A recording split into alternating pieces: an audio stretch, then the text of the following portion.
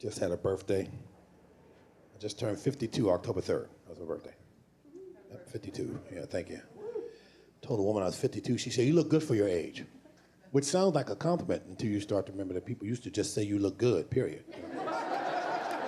I'm not a fan of the modified compliment. It makes you sound like you've been hanging around so long that they have to start saying different shit. You can't, you look good for your age. Don't compliment people categorically. It doesn't sound complimentary. For your age. Yeah, you look good over there with those other old people over there now. A compliment should end with the most complimentary phrase in that sentence. That's a true compliment. You look good, period. That was a compliment right there. Like I didn't say to her, that dress fits you nice for someone your size. I didn't say that. See, because that doesn't sound like a compliment, does it? I learned politeness on my mother's knee. I learned by brightness my number of friends should decrease. When I think about the things I've done. Okay, let's go over the horizon line. The objects are not sinking behind the horizon line. The objects are only moving further away from the horizon line.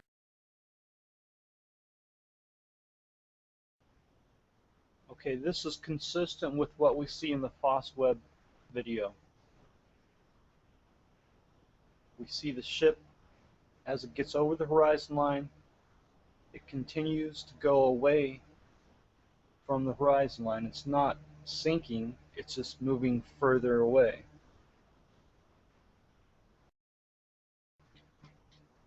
Okay, let's talk about Deuteronomy chapter 14, in particular verse 7.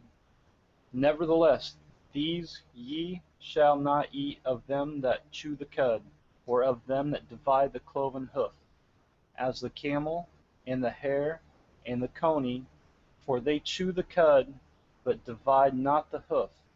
Therefore they are unclean unto you.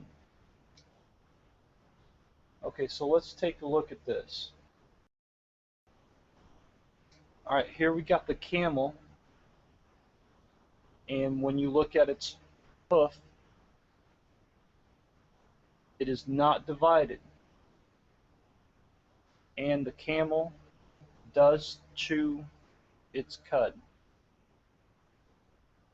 Okay, and then here we got what they call the rabbit or the hare, and the problem we have here now is it does not have a hoof.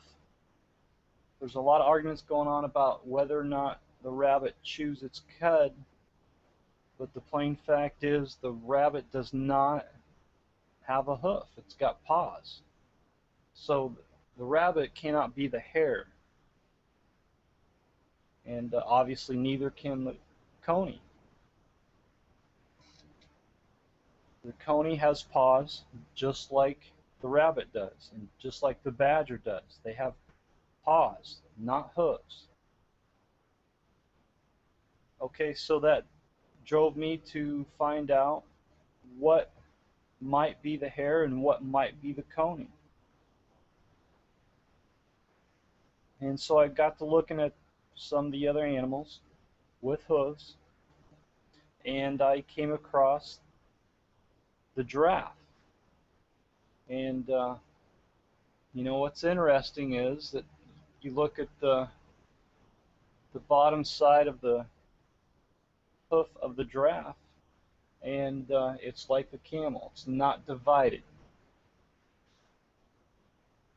Okay, we look at a pig's hoof. It's clearly divided. There's no mistaking it, no doubting about it. The camel and the giraffe, their hooves are not divided. Okay, and so I got to looking at this, and I thought, well, could the giraffe be the coney? I thought, well, let's keep looking. And I thought, well, what's that thing? What's those things on his head? Because they're not horns. They're not antlers, really. They're kind of. I thought, well, they look like a couple of cones. So I dug a little deeper, and bingo, the Ass of Coney. There you have it. That's the clincher right there. The giraffe is the Coney.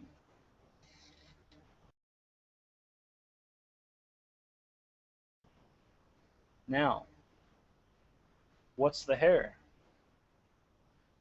I don't know yet. But if you have any ideas, please share in the comment section.